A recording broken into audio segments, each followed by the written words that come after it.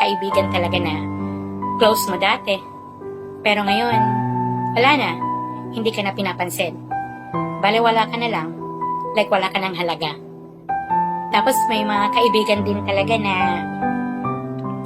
mahal na mahal mo. Akala mo rin mahal ka.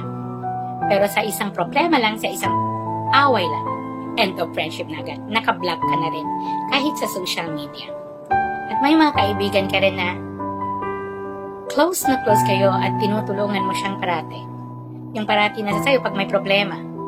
Ngayon, may narating na sa buhay. Ni hi at hello. Hindi mo matatanggap ni good morning sa text. Wala. Pero alam mo, okay lang yan. Huwag kang maging malungkot at huwag mong sisihin ang sarili mo na baka may pagkukulang ka or may kasalanan ka sa kanila. Always remember that people come and go. May aalis, may papasok na iba. Ganun lang ang life. Huwag mong i-pressure ang sarili mo sa mga taong nakapaligid sa iyo. Kasi hindi mo alam kung sino ang mag-stay at kung sino ang aalis. Diba?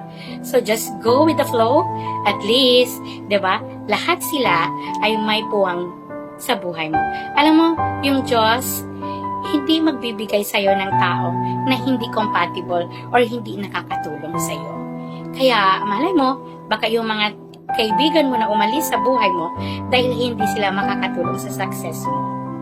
Hindi nila ma-appreciate kung ano naabot mo sa buhay. 'Di ba? Kaya doon tayo sa mga tao na kaya tayong ipaglaban kahit saan.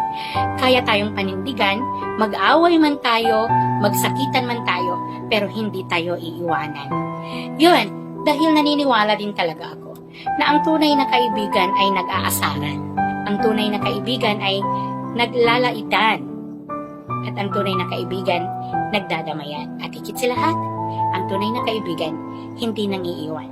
Mamahalin ka kahit ikaw na ang pinakamasamang tao sa balat ng lupa. Kahit nagkakamali ka, kahit ang dami mo ng foul sa life, mamahalin at mamahalin ka ng kaibigan mo kasi tunay siya. Kasi alam niya na kailangan mo siya. Ganun lang din yun. So just go with the flow and let God lead the way. Si God po talaga ang magsasabi kung sino ang isasama natin sa journey natin. May mga tao talaga na hanggang sa first station lang ng life journey natin. Meron din umaabot ng third station pero hindi sa final. Pero may mga tao din na aabot at aabot din hanggang sa dulo ng walang hanggan. Kaya kung nahanap nyo na yung mga kaibigan nyo na alam nyo na kaya kayong panindigan at kaya kayong mahalin kahit ano pa man, huwag nyo na yan sila pakawalan. Keep it. Kahit mag-away kayo, hindi yan ang susi para maghiwalay at mag-iwanan. Kaya ito para sa lahat. Don't look for a perfect friend for you. Instead, look a friend and make it perfect because of you. Kaya sa kaibigan ko, sa lahat ng mga kaibigan ko, I love you very much. Mahal na mahal ko kayo.